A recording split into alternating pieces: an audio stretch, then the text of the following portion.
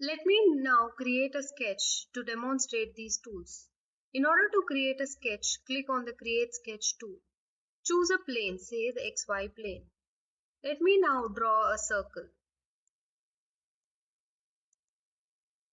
I click on Finish Sketch. In order to extrude this, I click on the Extrude tool.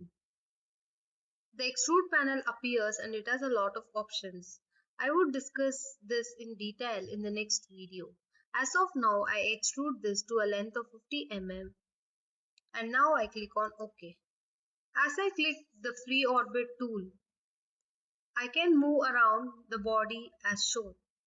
The Pan tool is used to move the body.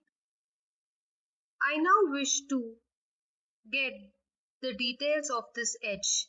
So I use a zoom window and I select the edge to see the edge in detail. Then to come back to the original position, I click on Fit.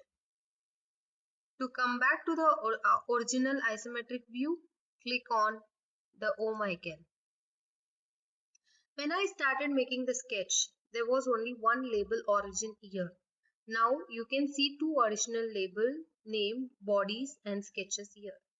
Any sketch you create or any bodies you create gets added here. In order to view the sketch, click on this eye and you can turn it off like this. At the bottom, you see the timeline. It is a very important feature because it records every activity you perform here. First, we made the sketch, so it has a icon to show the sketch.